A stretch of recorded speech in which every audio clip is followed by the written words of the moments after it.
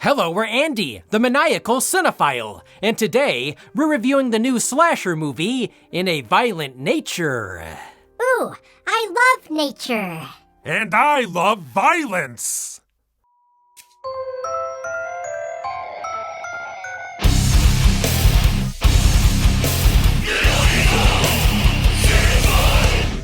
In a Violent Nature is written and directed by Canadian Chris Nash. I can picture him drinking maple syrup and riding a moose to set. This is his first feature film as director. Most of Nash's credits are in the special effects department. For instance, he was an effects supervisor on Psycho Goreman.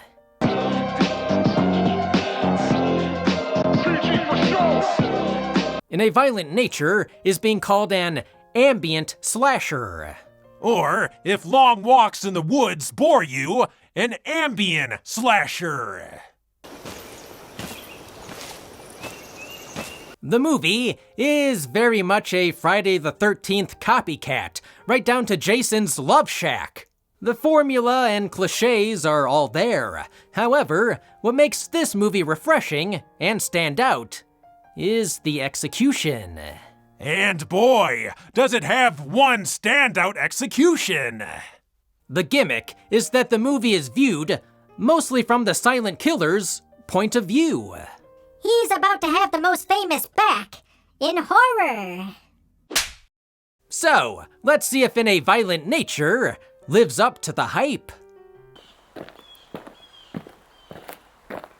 Use our link in the description and promo code Stitch Together Pictures to get 20% off FANGORIA magazines and merch. We open on a shot of a locket hanging from a collapsed fire tower in the woods. We hear voices off screen, and then we see a hand take the locket. Finders keepers. This resurrects the rotting corpse of Johnny, who rises out of the dirt and is pissed off. When somebody ruins my nap, I'm cranky too. There are one or two characters that meet their fate off screen. Hey, come back! But then a car of rowdy teenagers drives by.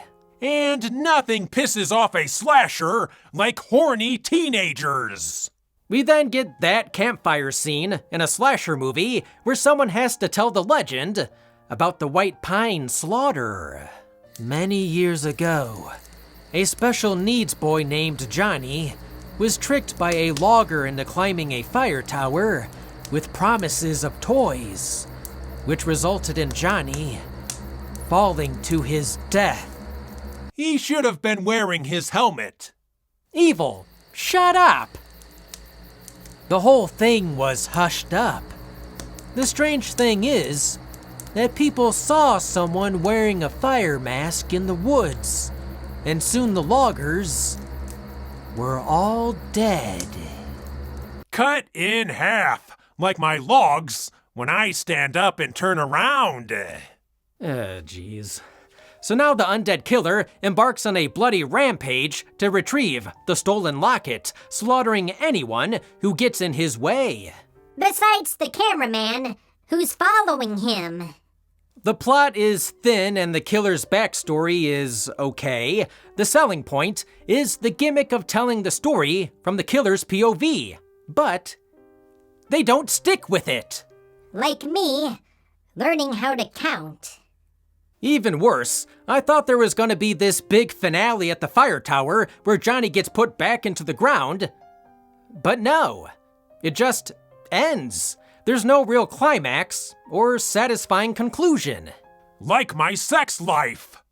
As the film winds down, this old woman delivers a long monologue about a bear attack and hen's house disease, how a wild animal will kill everything and anything. Like killing this movie's momentum. The monologue is so long, the final girl actually fell asleep. That woman is Vicky from Friday the 13th Part 2. The girl trying to bang the guy in a wheelchair.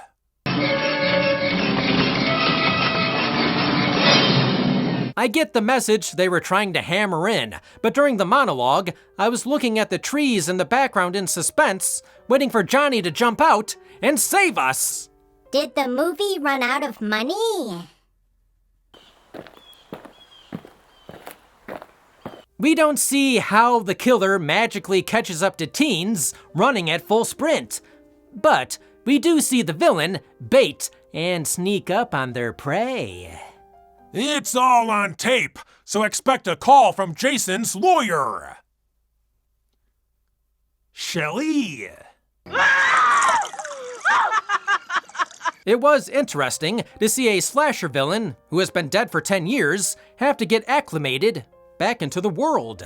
He's got to go home, take some people out, retrieve his mask, weapons, and reclaim a locket for some reason. I bet the picture inside is the one that came with the locket.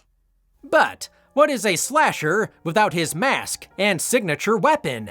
Here, Johnny steals a pair of hooks, an axe, and an old firefighter's mask. The mask was altered because it looked a little goofy, and they made it more form-fitting to the actor's head. He must have a head like a thumb.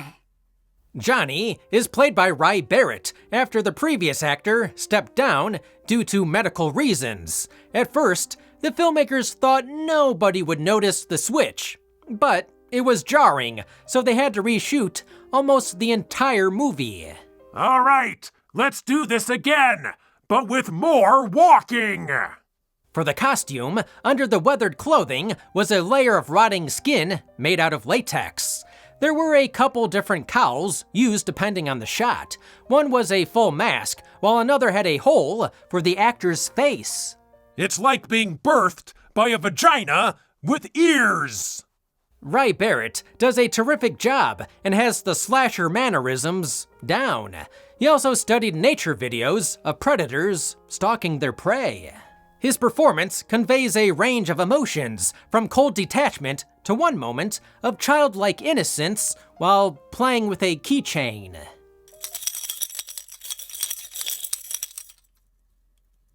What are we talking about?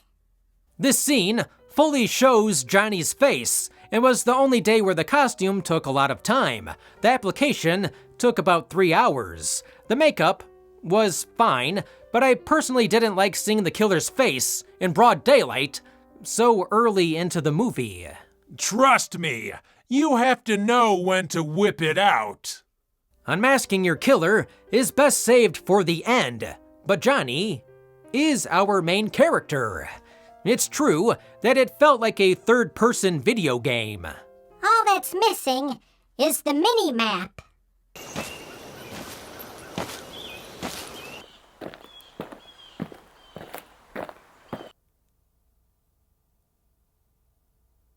There is none. What about the victims? Well, most of the story and characters are developed through conversations heard off screen. We barely spend any time with them. They are the stereotypical teens found in a slasher movie, only there to be chased and killed. Minus the premarital sex. Going into this movie, there were articles online about a kill making people vomit. I threw up. But that's because I'm sick of seeing Nicole Kidman.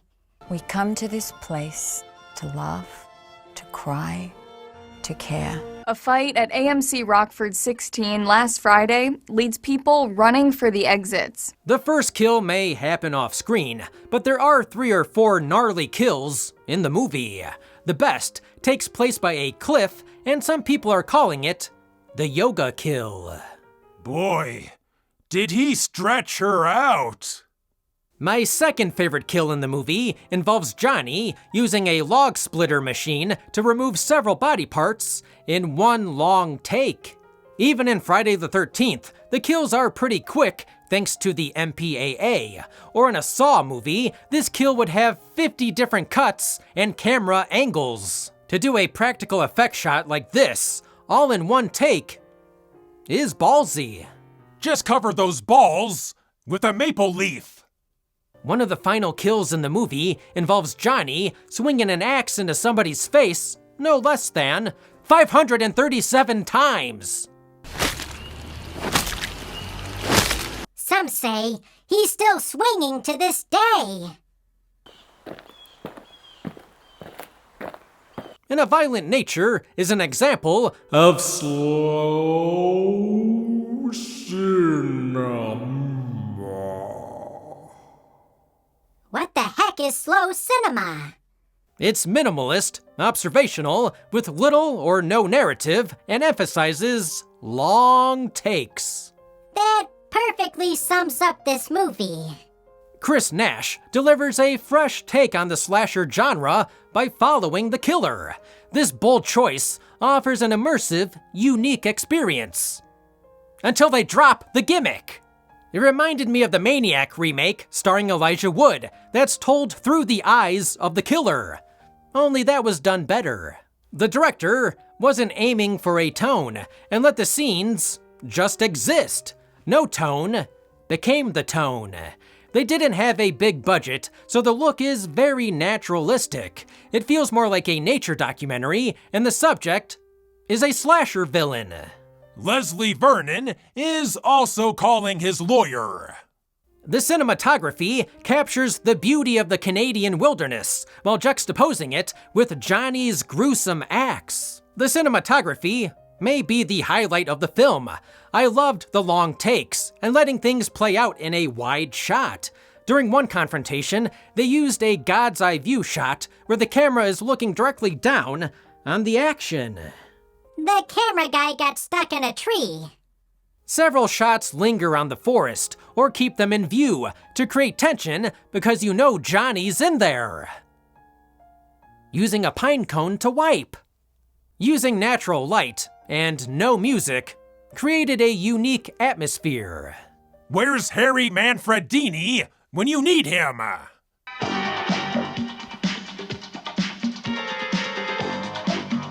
Something else unique about the film is that the frame is boxed in a vintage 4:3 aspect ratio. So in more ways than one, they put themselves in a box.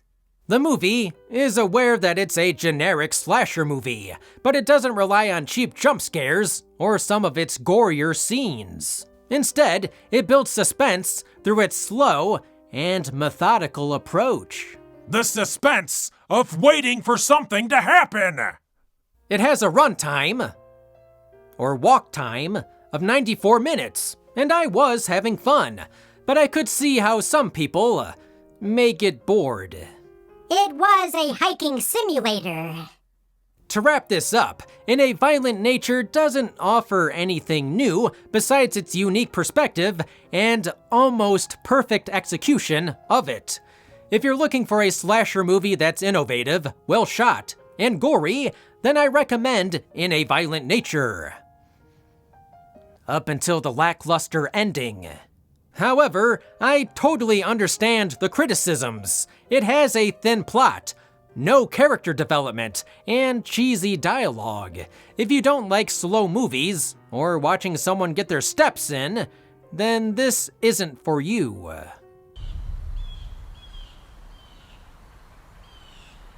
We've been Andy, the Maniacal Cinephile. Thanks for liking and subscribing. Now ring the bell and watch another damn video.